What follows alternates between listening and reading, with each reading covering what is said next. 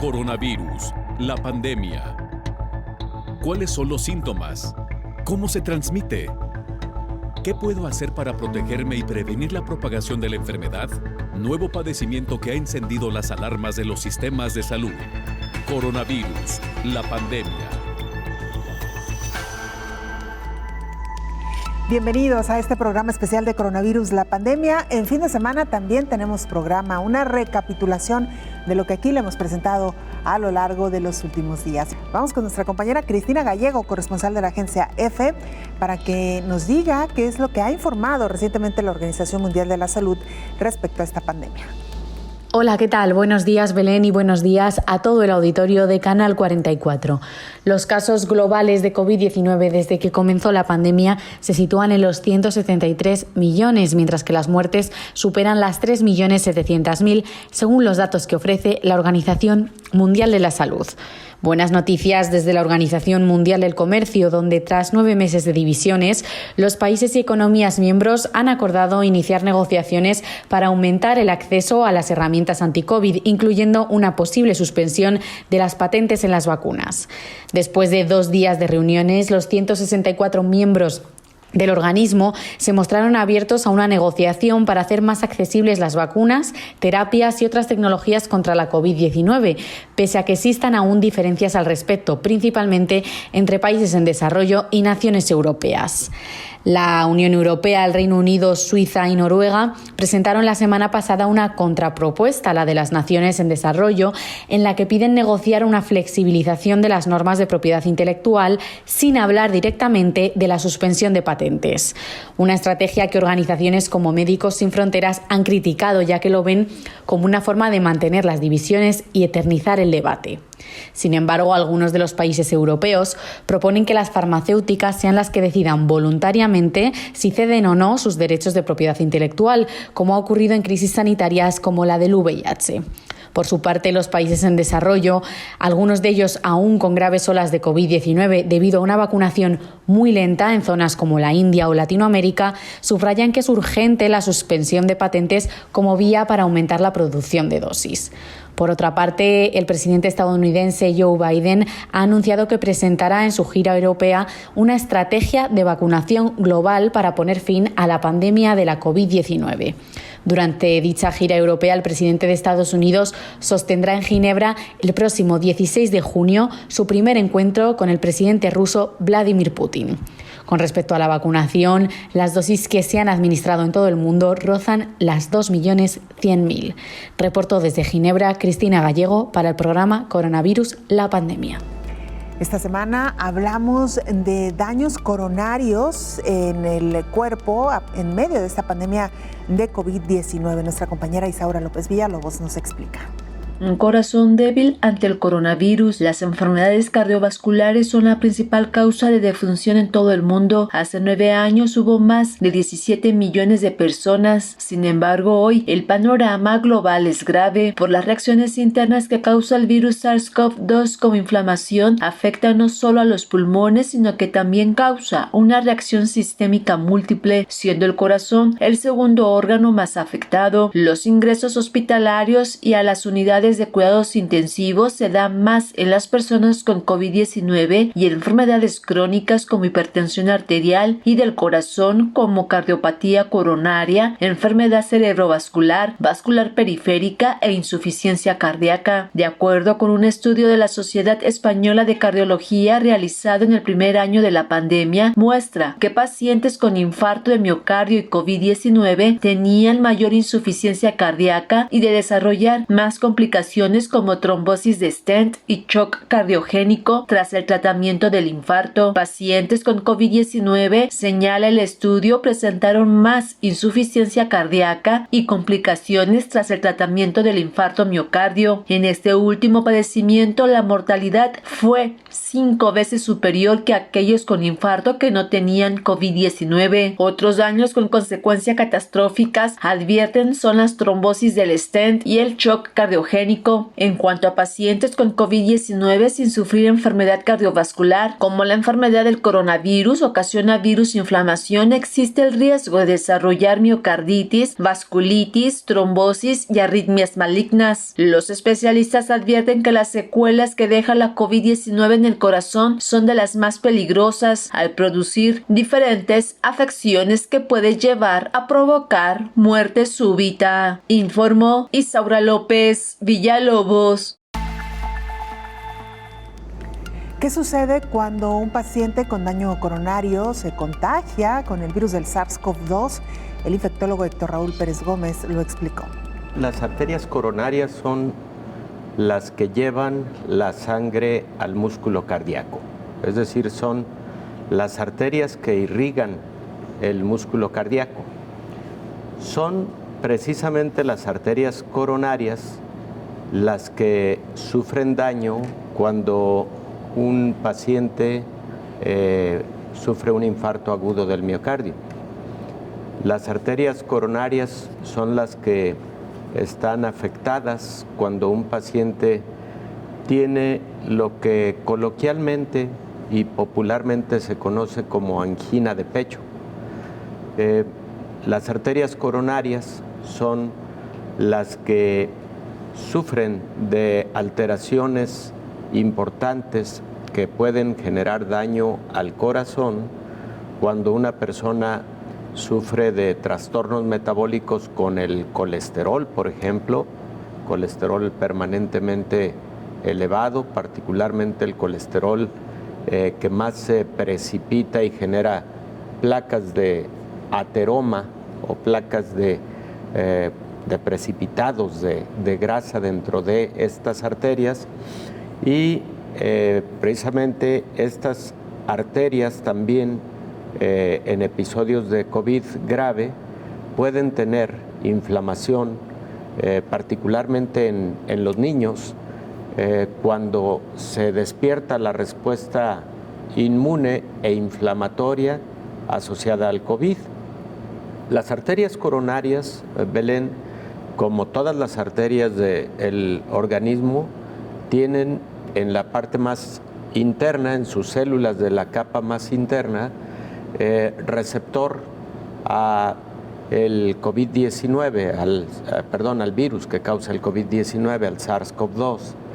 Ese receptor del que tanto hemos hablado, que es la puerta de entrada. Y ese receptor, conocido como enzima convertidora de angiotensina tipo 2, le permite iniciar a este virus SARS-CoV-2 una respuesta inflamatoria conocida como endotelitis, porque lo que inflama es el endotelio de las arterias coronarias, y por ese motivo, por ejemplo, en el caso de los niños, hemos visto pacientes que a partir del COVID-19 tienen algo parecido al síndrome de Kawasaki, que hace aproximadamente ya 70 años fue descrito en el mundo, y no, perdóname, no son 70, son 50 años descrito en el mundo, que se presenta sobre todo en niños y que incluye inflamación de las arterias coronarias con frecuentemente algo que llamamos aneurismas de las arterias coronarias. Pero esto en los niños. En los adultos, la afectación a las arterias coronarias en COVID-19 es muy importante. Vamos a Guatemala con nuestro compañero Javier Corleto, jefe de TV USAC de Guatemala. Javier, te escuchamos. Reporte de coronavirus, semana del 26 de mayo al 2 de junio del 2021. En Guatemala los datos son los siguientes: 255.833 casos acumulados, 234.775 recuperados, 12.875 casos activos y 8.183 fallecidos. El Ministerio de Salud abre más fases para vacunación contra el COVID-19, sin que esto signifique que el plan avanza. Mientras tanto, la falta de vacunas es una constante y el abastecimiento una incertidumbre. Ya se habilitó la inmunización de los mayores de 60, más de 50 años y de quienes tienen comorbilidades como cáncer, diabetes, hipertensión. Sin embargo, las fases anteriores no se han completado con la primera dosis y la aplicación de la segunda dosis al personal de salud es lenta. Sin vacunas para cubrir a la población inscrita, sin el personal necesario para abarcar las personas y con fallas constantes en el sistema informático, proteger a los 10.5 millones de guatemaltecos contra el coronavirus es una meta que este año se ve muy lejana.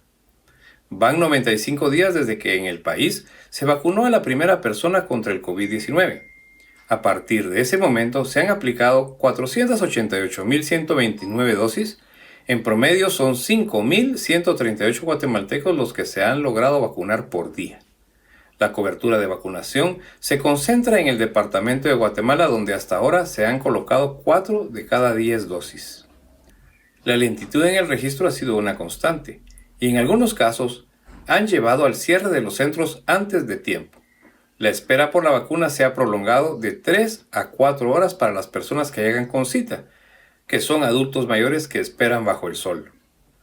El viernes pasado una falla general hizo que cientos de personas volvieran a sus casas sin recibir la vacuna.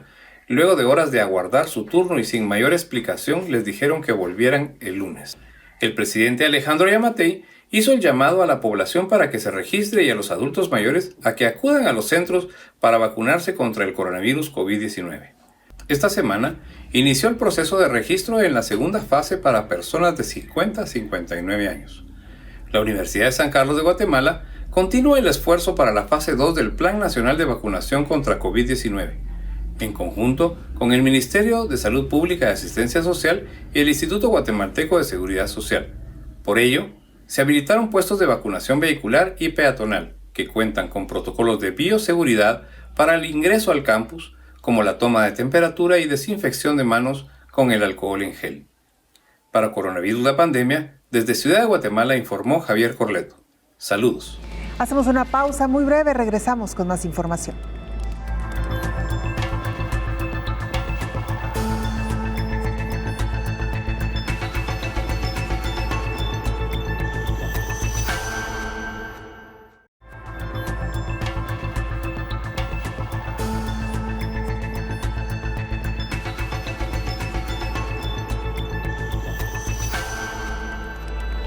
Un estudio relaciona el síndrome inflamatorio multisistémico con una función cardíaca disminuida en los niños. El Hospital Infantil de Michigan estudió el síndrome inflamatorio multisistémico que afecta a los niños. La investigación concluyó que los chicos que lo desarrollan tienen un alto riesgo de una función cardíaca disminuida que puede dificultar que el corazón bombee sangre al cuerpo. El estudio observacional examinó a 54 pacientes pediátricos que fueron admitidos el año pasado en el hospital con el síndrome inflamatorio multisistémico asociado con la infección por COVID-19. En esta afección, que a menudo amenaza la vida, múltiples sistemas y órganos del cuerpo, incluidos el corazón y los vasos sanguíneos, desarrollan inflamación que puede provocar insuficiencia orgánica y posible daño orgánico. Utilizando imágenes de ultrasonido, la ecocardiografía y el electrocardiograma, los médicos examinaron el corazón y los vasos sanguíneos para determinar cómo el síndrome afectaba la función y estructura del corazón y los vasos sanguíneos. El estudio mostró que la función del corazón se vio afectada en la mayoría de los niños con el síndrome. Algunos de los pacientes sufrieron daños agudos importantes, que requirieron un respirador y medicación cardíaca, y algunos necesitaron soporte vital mediante una máquina ECMO para sobrevivir. El equipo ECMO es similar a la máquina de derivación corazón-pulmón que se usa en la cirugía corazón abierto. Bombea y oxigena la sangre del paciente fuera del cuerpo, lo cual permite que el corazón y los pulmones descansen. El jefe de cardiología pediátrica, Gautam Singh, dice que si bien la función cardíaca de los pacientes en el estudio volvió a la normalidad a los 5 meses en el seguimiento, los resultados apuntan a la necesidad de que los niños que tenían el síndrome se sometan a un examen de ultrasonido seguido y otros análisis cardíacos para determinar su salud a largo plazo, informó Elizabeth Ortiz.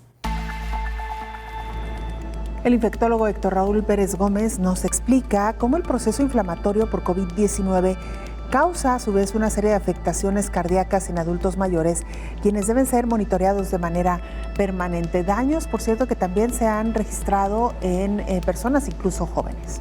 Las personas que tienen trastorno en las arterias coronarias preexistente en presencia de COVID-19 se puede agravar el daño y entonces el proceso inflamatorio causado por COVID-19 puede llevar a estos pacientes a sufrir insuficiencia coronaria, angina de pecho o infarto agudo del miocardio.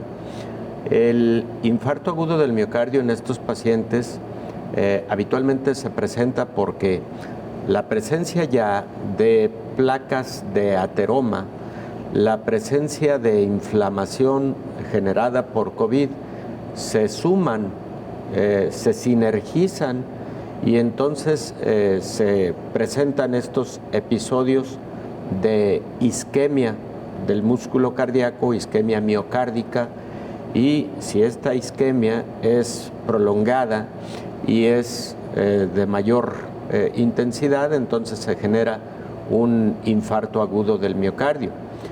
Los pacientes con COVID-19 deben estar muy bien vigilados en cuanto al funcionamiento cardiológico.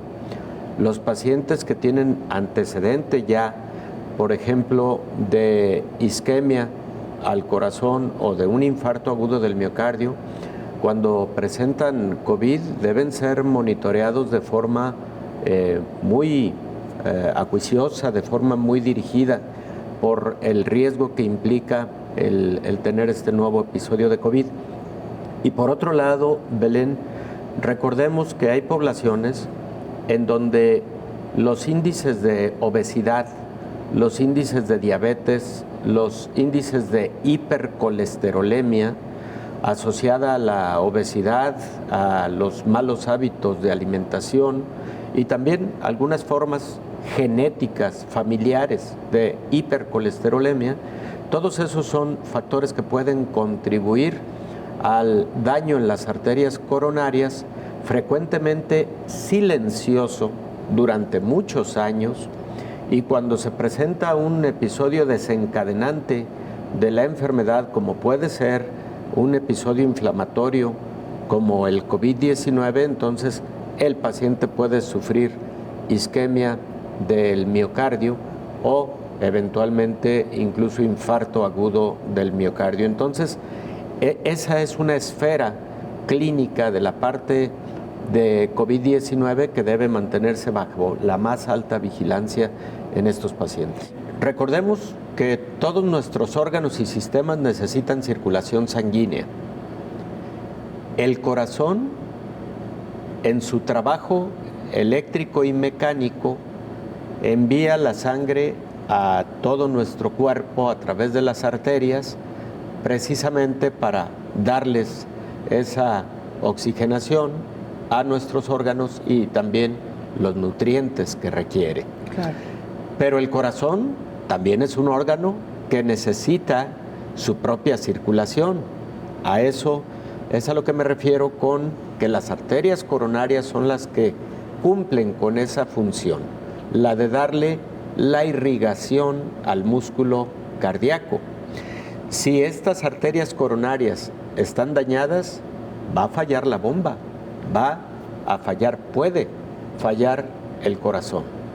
Es evidente que el sistema coronario, integrado por varias arterias, fallaría en todo caso si se tuviera afectación de una de las arterias o de varias de las arterias, y dependiendo del daño, de la magnitud de este daño coronario, pues es la magnitud del daño al músculo cardíaco.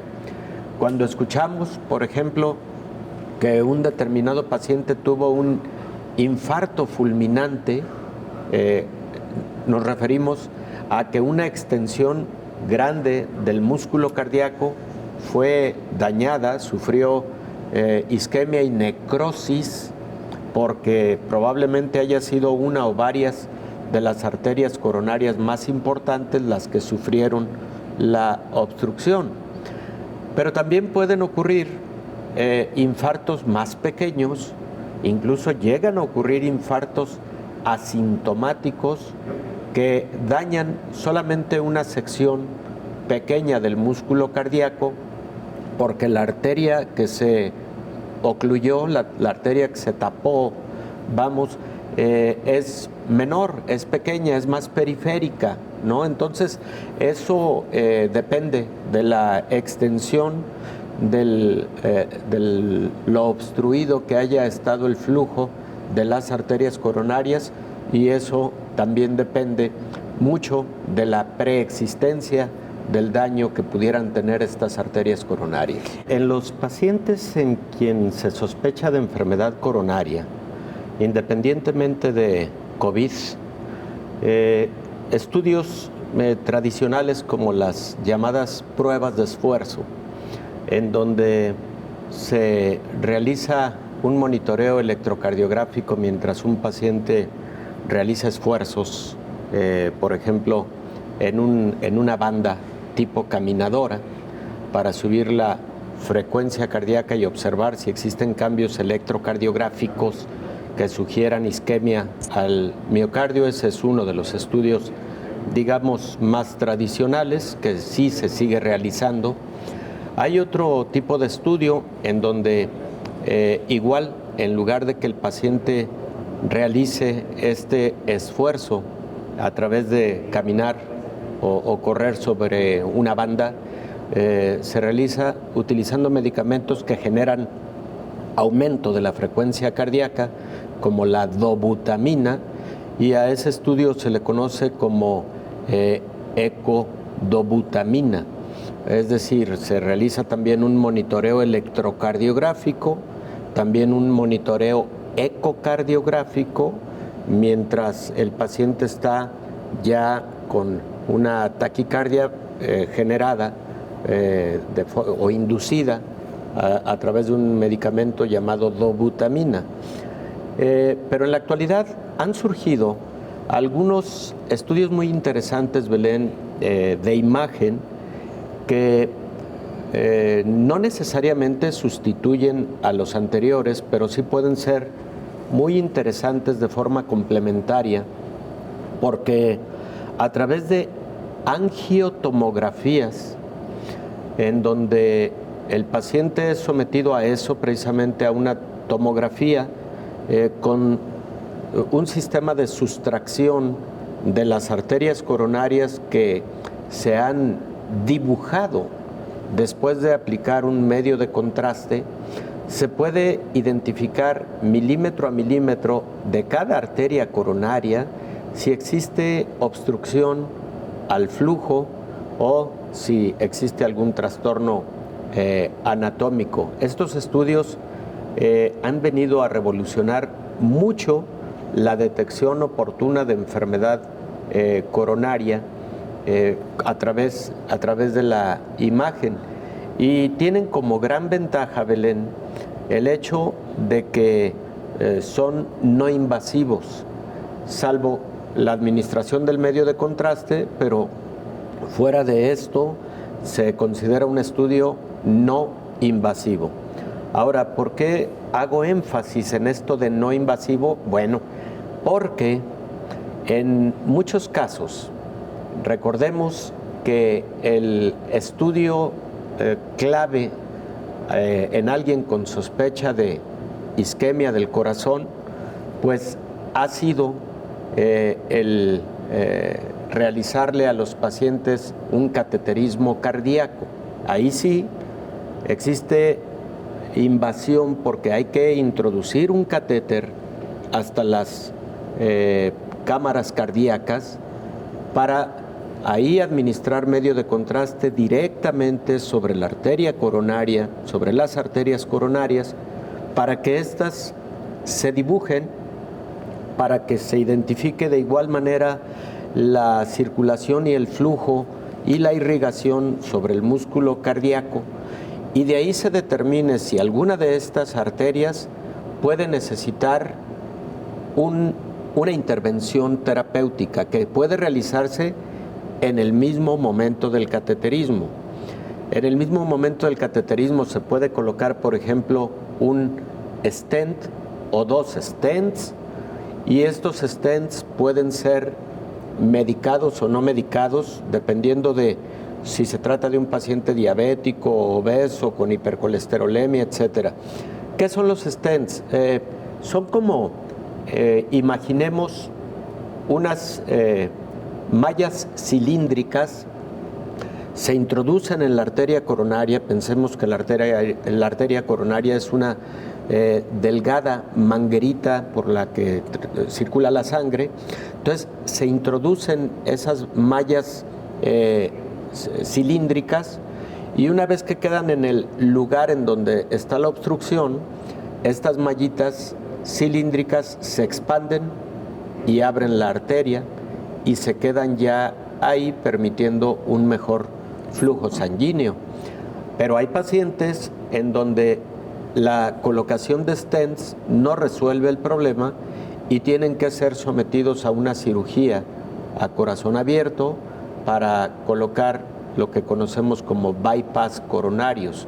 Entonces, depende de cada caso tiene una resolución de la problemática coronaria dependiendo de el hallazgo. Pero esos son los métodos diagnósticos que se tienen hoy por hoy y los métodos terapéuticos que habitualmente se utilizan para pacientes con enfermedades coronarias. Una pausa, regresamos con más información.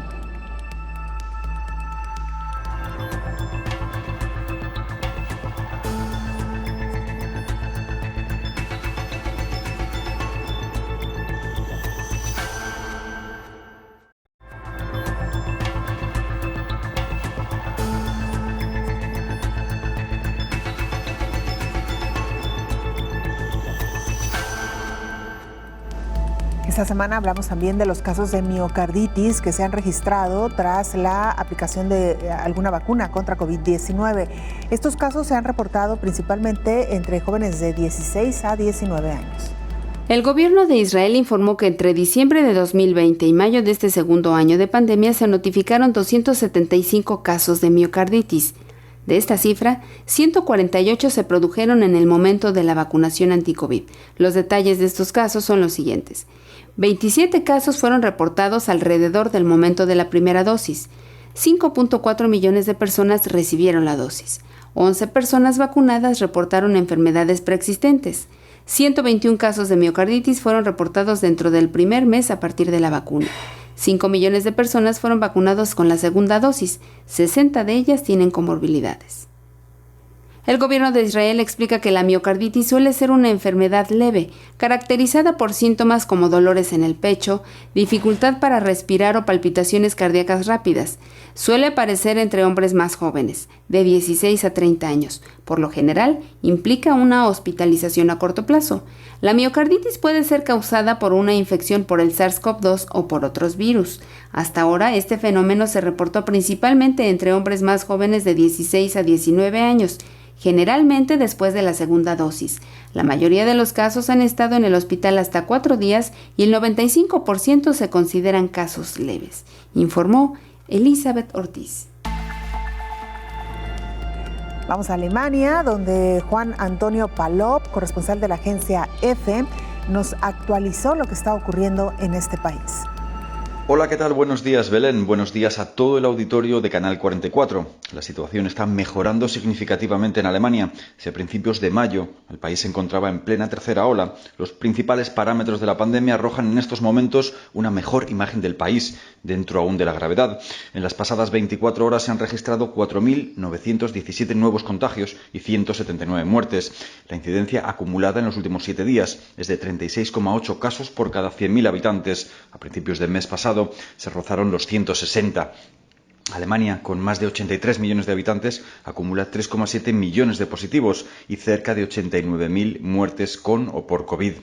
Además, la ocupación de las unidades de cuidados intensivos en los hospitales también ha caído de forma drástica. a menos de la mitad. Si se alcanzaron los 5.300 pacientes por COVID en todo el país en mayo, ahora no llegan a 2.300. La campaña de vacunación ha cogido además velocidad en las últimas semanas. Según los datos del Ministerio de Sanidad, se han administrado ya cerca de 52 millones de dosis. Un 44% de la población ha recibido al menos una y casi el 19% las 2 dosis y está completamente inmunizada. Las restricciones se están levantando de forma progresiva, aunque con precauciones. Cafeterías y restaurantes están abriendo sus terrazas, aunque en muchos lugares es necesario presentar aún test rápidos negativos. Y en algunas zonas se permite de nuevo el turismo. Los colegios, cerrados total o parcialmente desde diciembre, están retomando la actividad presencial. Las mascarillas, sin embargo, siguen siendo necesarias en los comercios, las aulas, las oficinas y en el transporte público. Así, el gobierno alemán ha rebajado esta semana el nivel de alerta pandémica en el país de muy alta, el máximo posible, a alta. El ministro de Sanidad, Jens Spahn, buscando el equilibrio entre lo conseguido en las últimas semanas y los retos por delante, ha asegurado que la situación es ahora mejor, pero que el país se encuentra aún en medio de la pandemia. Reportó desde Alemania Juan Palop para el programa Coronavirus, la pandemia. El infectólogo Héctor Raúl Pérez Gómez indica que se ha identificado problemas de miocarditis relacionados con la vacuna contra COVID-19 y dijo que hay comités de vacunas para identificar la frecuencia de estos eventos adversos. La publicación es respecto de el comité de seguimiento que dio Israel a su población vacunada. Como recordará nuestra amable audiencia, comentamos que Israel fue el país que logró el objetivo de vacunación del mayor porcentaje de la población en un tiempo récord. Prácticamente lo lograron en 3 meses y medio aproximadamente. Y los diferentes países casi siempre conforman un comité de seguimiento cuando inician con un programa de vacunación, más tratándose de una vacuna nueva, y eso es lo que hizo Israel. Al empezar a aplicar de forma masiva las vacunas contra COVID-19, ellos empiezan a hacer un monitoreo sobre eventos adversos y encuentran casos de miocarditis, particularmente en población más joven, comparado con población, por ejemplo, de más de 40 años de edad. Los casos que ellos identificaron fueron prácticamente jóvenes de entre 16 y 25 años de edad. La miocarditis es una inflamación del músculo cardíaco. ¿Qué es lo que pudo haber ocurrido con respecto a la vacuna? Bueno, primero es muy importante haberlo detectado. No es tan sorpresivo porque se ha llegado a presentar con otras vacunas. La respuesta inmune que se genera cuando se aplica una vacuna, esa respuesta inmune se acompaña de inflamación y esa inflamación puede darse en cualquier órgano o sistema. En este caso fue en el músculo cardíaco de los pacientes identificados. No hubo ninguna fatalidad, hay que decirlo, y por otro lado, los casos fueron leves y la mayor parte autolimitados. Los principales síntomas que presentaron estos pacientes fueron dolor en el área cardiológica, en el pecho del lado izquierdo. También tuvieron en algunos casos ligera dificultad respiratoria, pero la mayor parte se resolvieron en 2 o 3 semanas en promedio y requirieron solamente tratamiento, la mayor parte de ellos, con antiinflamatorios y con corticosteroides. Eso es en general lo que ocurrió con este estudio publicado en el New England Journal of Medicine con aproximadamente hace 4 semanas, y los casos afortunadamente tuvieron una buena resolución. Ahora, en estos momentos se tienen comités de monitoreo de las vacunas en todo el mundo y, por ejemplo, el 5 de abril acaba de aparecer publicado el monitoreo en los Estados Unidos con 2 vacunas, la vacuna de Pfizer y la vacuna de Moderna, con varios millones de personas vacunadas, en donde se evalúa lo que se conoce como reactogenicidad de la vacuna, es decir, la frecuencia de eventos adversos, tanto leves como eventos adversos graves, sobre todo anafilaxia, en los que ellos analizan prácticamente todos los estados de la Unión Americana. El estudio lo conduce el Centro para Control de Enfermedades y hay resultados muy interesantes porque, sorprendentemente, Belén, en concordancia con el estudio de Israel que detectó los casos de miocarditis en personas más jóvenes, también los efectos secundarios o eventos adversos encontrados en los Estados Unidos fueron más frecuentes en poblaciones menores de 60 años que en mayores de 60 años. En África, nuestro compañero Pedro Alonso, corresponsal de la agencia EFE, nos informa. Hola, ¿qué tal? Buenos días, Belén. Buenos días a todo el auditorio de Canal 44. La Organización Mundial de la Salud, la OMS, ha advertido esta semana de la amenaza de una tercera ola de COVID-19 en África, donde algunos países como Kenia o Sudáfrica ya están inmersos en ella. En las últimas 2 semanas, África registró un aumento del 20% de casos en comparación con la quincena anterior. Así, la pandemia presenta una tendencia ascendente en 14 países y solo en la última semana 8 países experimentaron un ascenso de más del 30% en los contagios. Sudáfrica, epicentro continental de esta crisis sanitaria, vive un incremento sostenido de casos, mientras Uganda tuvo un aumento del 131% la semana pasada.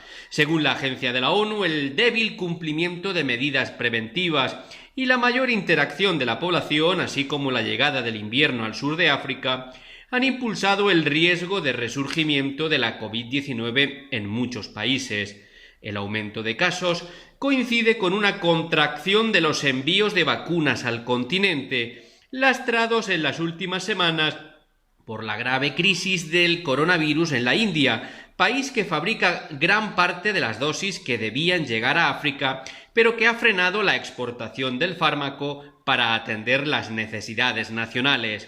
Hasta ahora, África, que tiene unos 1.300 millones de habitantes, solo ha recibido 53,5 millones de dosis, de las que se han administrado 38,1 millones en 50 países, según los últimos datos publicados por el Centro para el Control y Prevención de Enfermedades de África.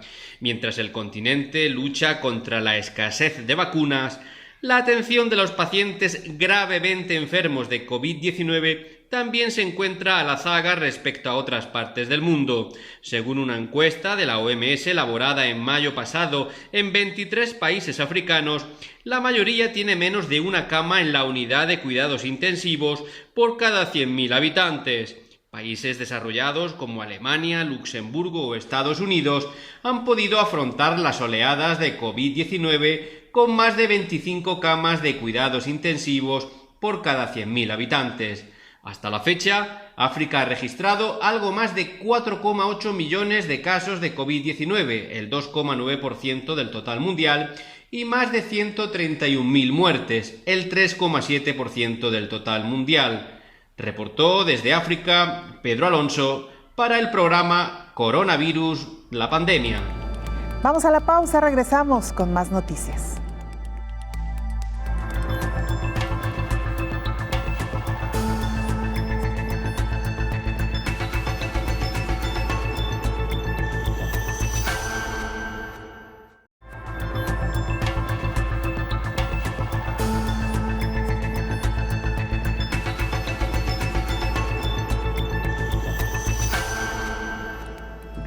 Esta semana también le dábamos a conocer una noticia que viene de China. En ese país comenzarán a inmunizar a la población infantil. China autorizó el uso de emergencia de la vacuna contra el coronavirus de Sinovac para niños, convirtiéndose en el primer país en otorgar la aprobación para niños de tan solo 3 años. Los responsables de salud chinos justificaron la medida, ya que recientemente se informó que los jóvenes con la enfermedad podrían ser tan infecciosos como los adultos. Singapur, Hong Kong y algunos estados de Estados Unidos han autorizado hasta ahora el uso de vacunas COVID-19 contra niños de 12 años y más.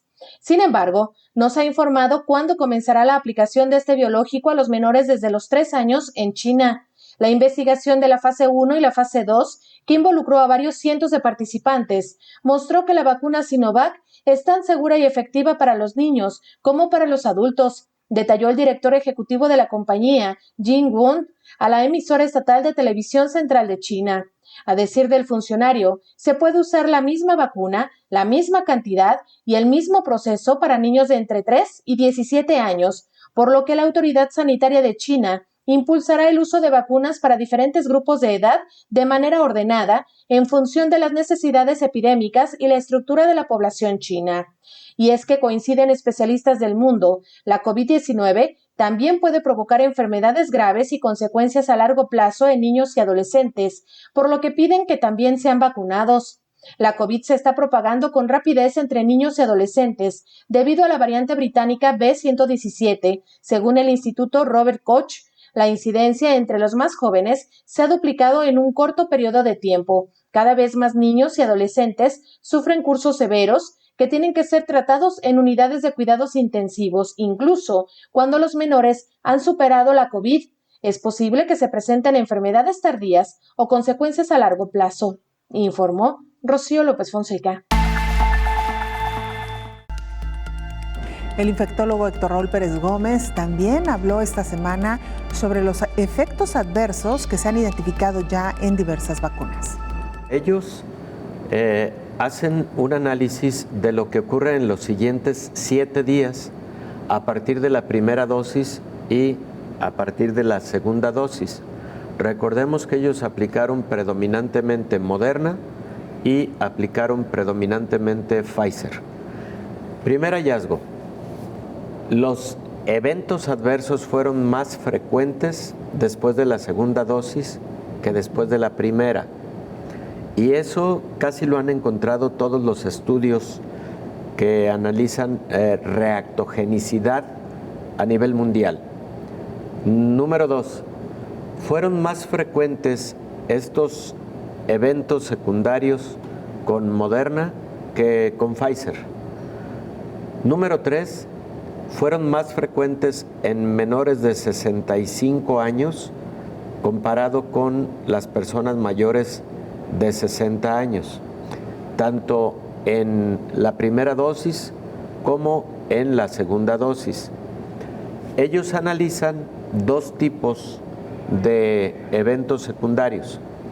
Los eventos que se presentaron como reacciones locales en el sitio de la vacuna, como dolor, por ejemplo, en el sitio de la vacunación, edema, enrojecimiento, y analizaron los eventos sistémicos, como por ejemplo dolor de cabeza, dolores musculares, fiebre, cansancio, dolor ocular, particularmente, incluso algunos aparentemente no tan relacionados, pero que sí llegaron a presentarse como náusea, vómito y diarrea, incluso dentro del lapso de los 7 días.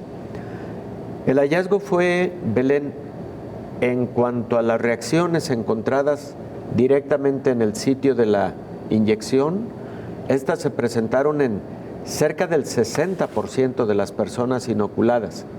Y en cuanto a los eventos sistémicos, se encontraron en prácticamente promedio el 45% de las personas vacunadas. Entonces, sí es muy alto el porcentaje de eventos secundarios. Afortunadamente, todos estos son considerados como eventos secundarios leves, y ahorita vamos a hablar de los que encontraron de anafilaxia, porque también evidentemente se pudieron encontrar algunos casos de anafilaxia, pero afortunadamente la mayor parte fueron eventos leves que se resolvieron en los siguientes 7 días. Leves, pasajeros, y la mayor parte de ellos sin requerir siquiera algún fármaco para su contención. ¿Qué han encontrado además, doctor, después de esta primera etapa, digamos, las reacciones casi que inmediatas? Mira, Belén, el 98% de estos eventos ocurren dentro de esos primeros 7 días.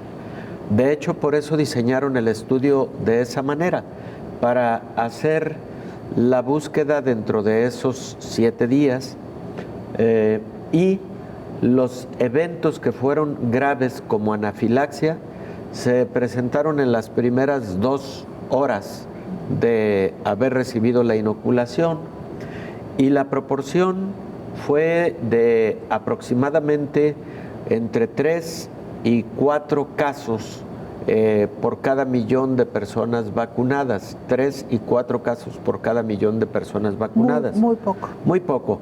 Ayer comentábamos en la mesa que en global, considerando los diferentes biológicos que se han venido utilizando contra COVID, la presentación de un evento adverso grave que pone en riesgo la vida se ha presentado solamente en máximo 1 de cada 100,000 personas vacunadas, 1 de cada 100,000. Y Belén, por supuesto que sí existen algunos eventos adversos tardíos, de los cuales podemos comentar con detalle en un momento. Recordemos el caso de 2 vacunas que fueron AstraZeneca y Johnson & Johnson. Ahí la población mundial se alertó, hubo mucha preocupación por los casos que se presentaron de trombocitopenia trombótica, lo que comúnmente llamamos trombos que ocurrieron con las vacunas de AstraZeneca y de Johnson & Johnson, que estas se presentaron de forma más tardía, ocurrieron más o menos en el lapso de los 10 a los 20 o incluso 30 días después de la vacunación. Sí estuvieron relacionados finalmente con la vacuna después de los estudios en donde se detectó la presencia de anticuerpos contra un factor en donde actúa la heparina, y por eso se llegó a la conclusión de que estos pacientes, aunque tuvieran trombos, no debían recibir heparina, sino otro tipo de anticoagulantes, y también se llegó a la conclusión de que sí eran eventos adversos relacionados con la inmunidad generada con las vacunas. Pero Belén, también creo que debemos dejar muy claro ante la audiencia el hecho de que estas reacciones adversas graves de trombocitopenia trombótica o trombosis trombocitopénica, como queramos llamarle, fueron, por ejemplo, 8 casos de la vacuna de Johnson & Johnson, 12 casos en 8 millones de vacunas. Y en el caso de Pfizer fueron 21 casos, si mal no recuerdo, no, AstraZeneca, perdón. Johnson, 8 casos, 8 millones de personas vacunadas. AstraZeneca, 21 casos en aproximadamente ya 70 millones de personas vacunadas. Esa fue la proporción, una proporción verdaderamente baja, y aunque sí se consideraron relacionados con la vacuna, es un evento verdaderamente raro, poco probable, que indudablemente carga la balanza del beneficio sobre el perjuicio que pudieran generar estas vacunas. Ahora sabemos y tenemos identificado algunos exámenes de laboratorio que se pueden realizar de manera temprana para identificar si alguna persona está teniendo síntomas sugestivos de esta trombosis trombocitopénica, para actuar de manera oportuna. La mayor parte de esas trombosis ocurrieron en venas y en senos venosos del sistema nervioso central. Son personas que tuvieron trastornos de la conciencia, convulsiones y llegaron a estado de coma neurológico, de origen neurológico, por la trombosis en esas venas importantes y senos venosos del sistema nervioso central. Y bueno, creo que un último punto que cabe destacar es que la mayor parte fueron jóvenes y mujeres, la gran mayoría. De hecho, con respecto a la vacuna de Johnson & Johnson, todas fueron mujeres. Antes de despedirnos, vamos a Colombia para que nuestro compañero Richard Quiñones, reportero de Oriente Noticias Bucaramanga, nos ponga al tanto de lo que ocurre en este país. Hola, ¿qué tal? Un saludo especial. Bienvenidos a este informe de COVID, de lo que ocurre en territorio colombiano, donde atravesamos por el pico más alto de la pandemia. Cifras récord, 28.624 casos se han reportado solamente en las últimas horas por parte del Instituto Nacional de Salud. 545 muertes han sido registradas, 23.440 personas se han recuperado y 97.001 muestras se han tomado en los últimos meses, cerca de 53.823 en PCR y 43.178 en antígenos. 10 regiones son las que más reportan coronavirus en las últimas horas. Bogotá con 10.512 casos, Antioquia con 3.125 casos, Cundinamarca 2.671 casos, Santander con 1.465 casos, Valle del Cauca con 1.306 casos, Boyacá 803 casos, Córdoba 611 casos, mientras que Meta 600 casos, Cartagena 575 casos y Caldas 578 casos. En total, 3.488.046 personas se han contagiado de COVID-19 a lo largo de esta pandemia en territorio colombiano. 90.000 personas han fallecido y cerca de 3.478.060 personas se han recuperado y 144.466 casos permanecen activos hasta hoy viernes. En cuanto al proceso de vacunación, avanza. Llegó en las últimas horas un lote de 978.000 vacunas o dosis de AstraZeneca. 35 millones de colombianos esperan vacunarse en este nuevo proceso, que corresponde de personas entre 50 y 60 años de edad sin agendamiento. Según este informe o este panorama, Colombia está a 228 días de ya alcanzar la inmunidad de rebaño a un 70% y llegar a un proceso en donde las personas puedan estar un poco más tranquilas. Sin embargo, las cifras siguen siendo preocupantes. Es un reporte desde Colombia para ustedes en México. Gracias por escucharnos y por estar atentos a lo que ocurre en este territorio. De esta manera nos despedimos. Muchas gracias por habernos acompañado. Le invitamos para que nos sintonice en la siguiente emisión de Coronavirus, la pandemia. Hasta entonces.